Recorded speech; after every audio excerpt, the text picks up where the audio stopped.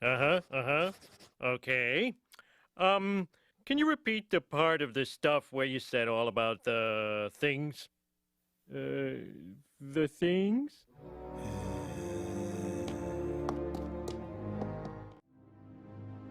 Hi there, and welcome to my advanced guide for Stellaris 3.0. The main focus of this episode is initial Corvette design. For a full list of chapters, check out the description below.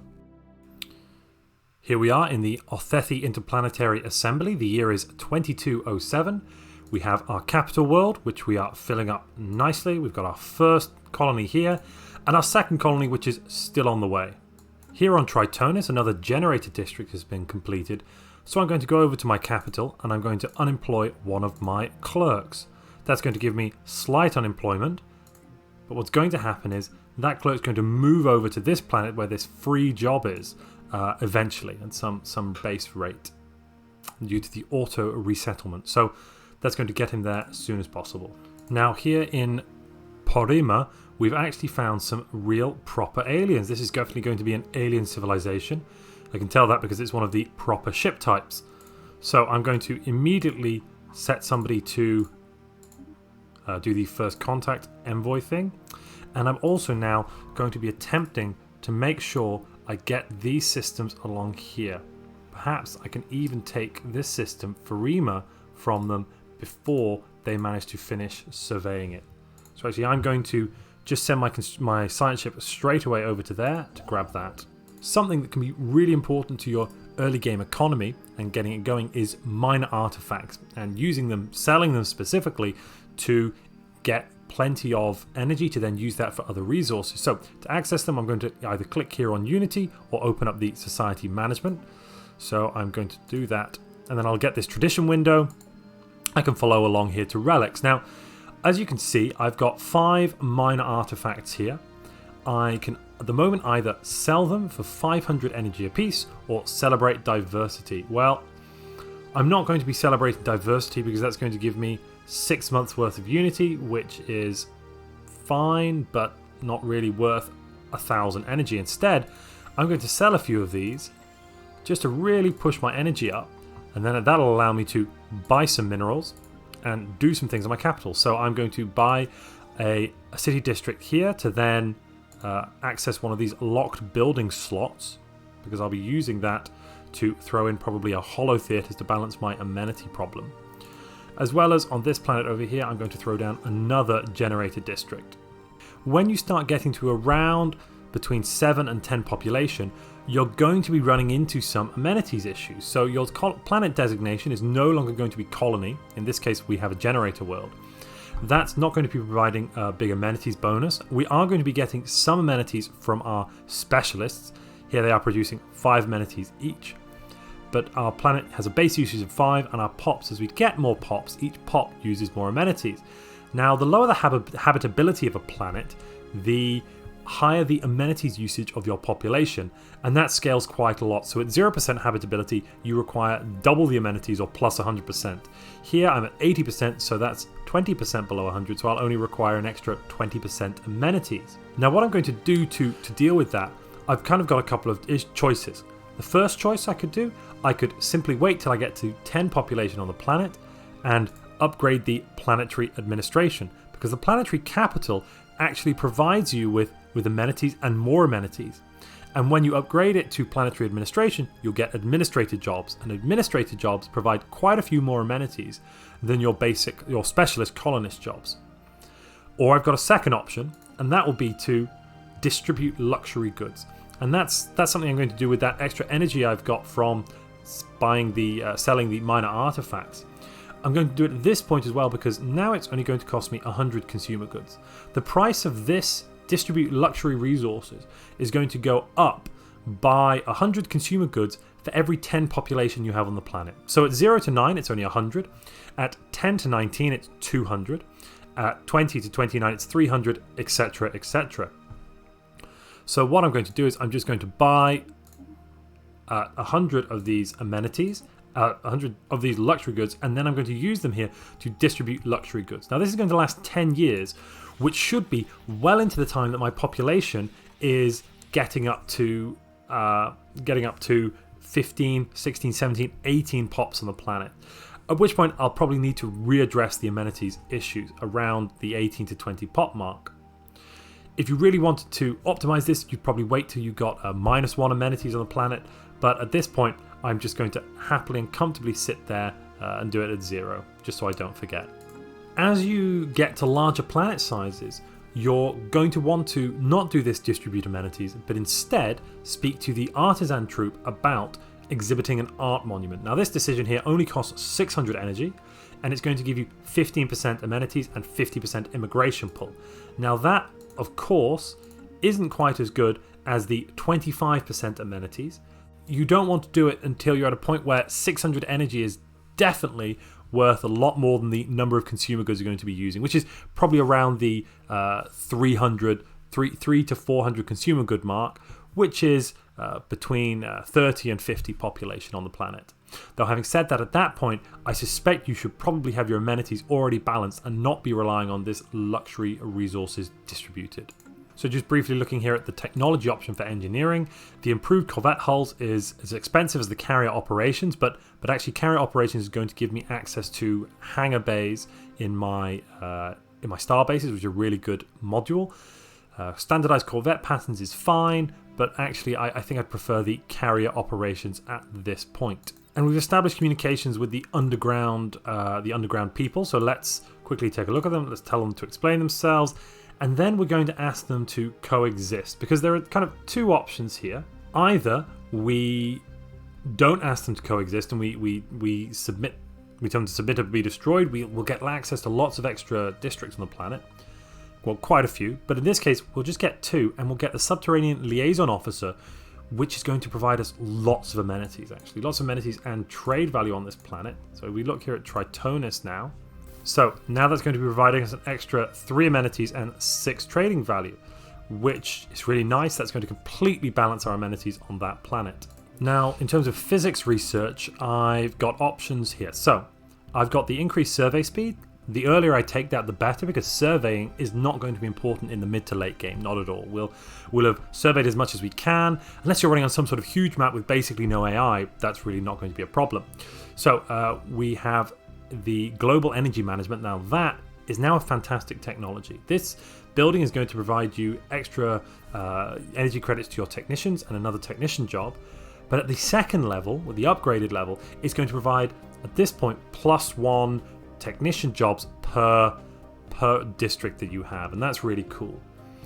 In the beta at the moment, they're changing this around, so that it might change slightly, but it still is going to be a really good building. In terms of reactors, we don't need a better reactor on our ships at the moment. Let's go for this global energy management. Something I've just done is I've built a science ship, and I've employed a very young scientist on it. And what I'm going to do with that is I'm going to send it to my capital to assist research. I've got a reasonable number of alloys saved up at the moment. I'm going to be using some of those for building some stations.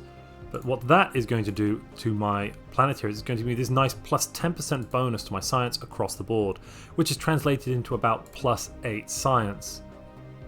That's pretty good. That's something you can't sniff at. It's always nice to do that relatively early on. So I know there's some aliens next to me. It's probably a good time to start thinking about military power and my fleet. So the first thing I'm going to do is I'm going to have to design some Corvettes. Let's take a look at our Corvette designer, and we will design something that's... We'll probably actually design a couple of ships. So the first design I'm going to build is I'm going to build a missile boat design, which is going to be optimized to fight the AI ships at the very beginning of the game. Now I'm going to throw a nuclear missile on there. It's my base, and that looks quite nice. Here it is. I'm going to throw a nuclear missile on first. And now, what are the stats on this nuclear missile? Well, that's going to give us full shield penetration. So this nuclear missile is going to pass straight through your opposing ship shields. It's not going to do any additional damage to armor, but it will have a plus 25% damage against the hull. Now on our small slot, we've got 2 options. We've got kinetic weapons, a mass driver, or we've got red laser. So the mass driver is going to be a bonus to shield and worse to armor, whereas the red laser is going to have a bonus to armor and be worse against the shield. In this case, to optimize my ship's output, I'm going to give it a mass driver, because what's going to happen here is the missile is going to bypass the shield and deal damage directly to the armor, whilst the mass driver is going to deal damage to the shield, So I'll be weakening the shield and the armor at the same time with this combination. And that's going to allow me, when I knock both down, to then hit the hull and hopefully get as much of a bonus as I can and try to ignore this minus 50% armor on my small mass drivers.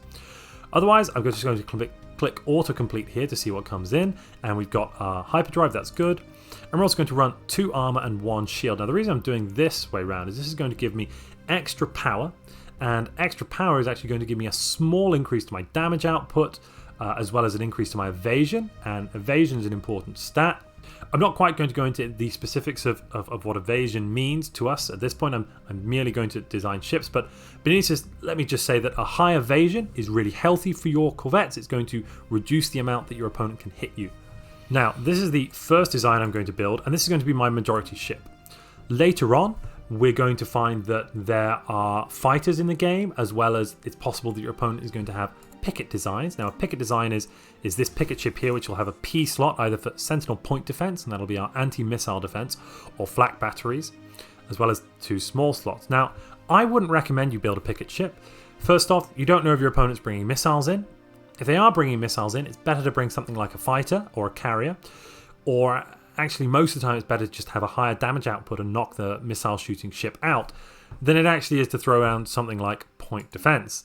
Instead, I'm going to be building an interceptor, and on that one I'm going to probably do a 2-to-1 ratio of mass drivers to red lasers. At this point, I've really not got much technology. The specifics of my patterns here aren't really going to matter. Something I'm also doing is I'm clicking on the auto upgrade, and that's going to basically, whenever I research a new technology, it's going to automatically put it in here. Now, what it won't do if you don't have the power requirement, or if you don't have the rare resource requirement, because some of these components require rare resources, it won't put it in. So these 2 corvettes are going to be my kind of starting corvettes, where I've got basically no technology. I'm mainly going to be building this Flavus corvette. That's going to be really good against the AI ships at this point. And I'll upgrade my starting fleet, as well as just throwing 2 more into build. And I've done that by opening up here the fleet manager, selecting my first ship and clicking plus on the number here. I can also add a second design to the fleet. I can press minus to get rid of it again.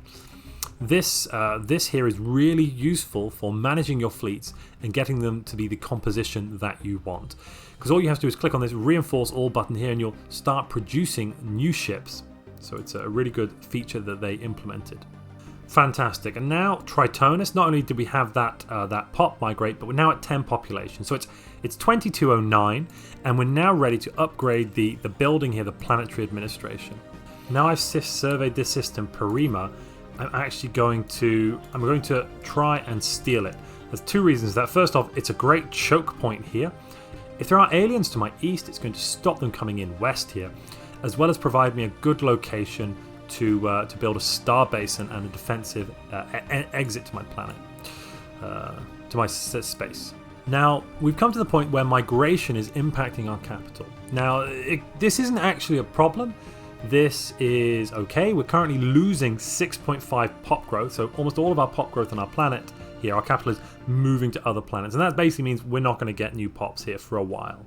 The reason they're doing that is these new colonies have the newly founded colony modifier, so until you upgrade the administration, they're going to be getting all this extra immigration, which is pushing up their pop growth. So here we're on both planets getting over 6+6 pop growth per month, which will let us get to that upgraded planetary administration as soon as possible. Now, you can disable that, and the way to do that is going here to your species rights and making sure that all the species in your empire have migration controls enabled. If you do that, you'll lose that migration there.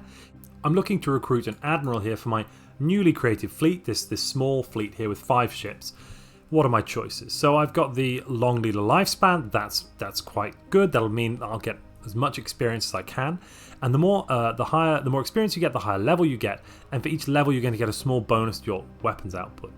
Otherwise, I've got plus 20% range here and plus 25% leader experience gain. Now, none of these 3 traits are specifically fantastic in any way. They're not something I'm really aiming to get. I am going to go with this weapons range because that's going to be the best of the bunch. These other two simply are going to have no effect on the combat. What this is going to do is it's going to enable my ships to start shooting earlier, which is good because then I'll get a slightly faster strike on my opponent. Hopefully, overall that'll allow me to do more damage and take less damage in return. There are other traits which are better, but at the moment they're just not here. So I'm going to recruit this guy and pop him on my fleet. That has slightly increased my fleet power because he has this nice plus 3% bonus to fire rate per experience level. If you've been enjoying this video and other videos on my channel, please consider subscribing. It will help get my videos out to other players like you. Now, as a democracy, I've had an election turn up. What can I do? So for 50 influence apiece, I can support a candidate, and that's going to increase the chance that they will get voted in. If you have Shadow Council, this goes down to only 13 influence. There are other forms of, for the oligarchic type, you just get a grid with 4 rulers and you pay 200 influence and simply pick which one you want. Now, I don't have enough influence, I'm not going to do this right now, it's not really that important to me. But let's just look at some of the traits and which ones are really good. So first off, Fertility Preacher here, plus 5% pop growth speed, that's really good. You know, if I was going to be choosing, I'd pick that one.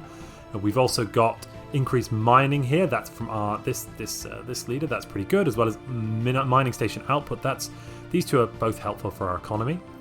The science anomaly research speed here, science ship build cost, that one's a bit crap. You don't really care so much here, as well as the home in the sky. This starbase module cost and upgrade cost, that's pretty good. That's going to reduce the cost of building starbases and upgrading them to higher levels. Plus 10% unity, that's kind of okay, but not really something we care about. If I was going to be supporting anyone, I would actually support the incumbent at the moment. I'd support the incumbent at the moment.